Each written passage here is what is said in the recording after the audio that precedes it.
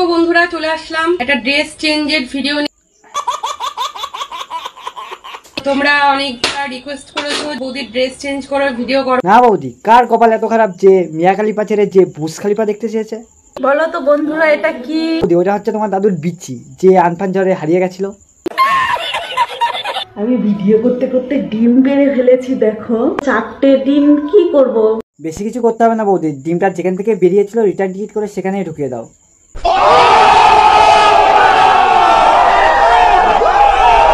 কেউ করছে নতুন বিয়ে, কেউ বা পাচ্ছে কষ্ট। কলিযুগের বৌদিরা সব করছে সমাজ নষ্ট। আকাশ ঘিরে মেঘ করেছে, সূর্য গেছে পাটে, সুযোগ পেলে বৌদিরা সব ওঠে কোচির দেওরের ঘাটে।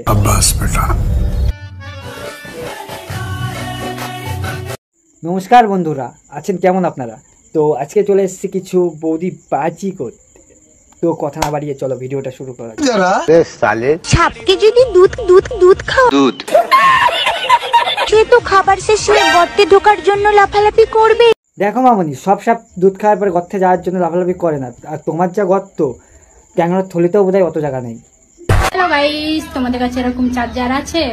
না বৌদি নেই, আমরা তো হেডফোন দিয়ে চার্জ দিই।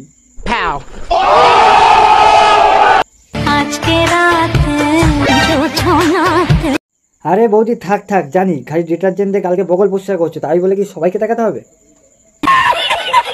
বাঙালি লিপকিস করার সময় থুতু খেতে পারে, কিন্তু বোতলে মুখ লাগালে জল খায় না। দেখো ভাই, বাঙালি কিস করার সময় তো ওখানে চুমু খাই, কিন্তু ওখান থেকে কি মাল মশলা বেরোনো গুলোকেও কি খেতে হবে?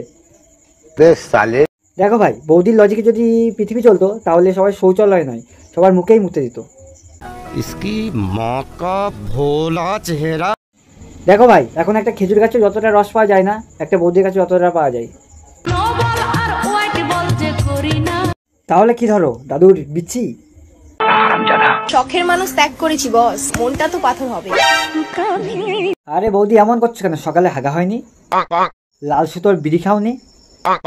তাহলে কি করে হবে? সকালে উঠে খাবে লাল সুতোর বিড়ি, পেট হবে ক্লিয়ার আর হাগবে ভারী ভারী।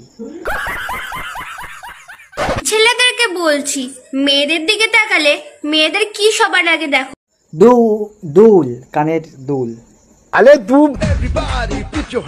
একে কোথায় বেশ দেখেছি? ও, এ তো আমাদের সে জেনেতার মামুনি। স্বপ্নে আবার নিজের নাম ভুলে যেতে পারি, কিন্তু এর পেছন দোলানো নয়।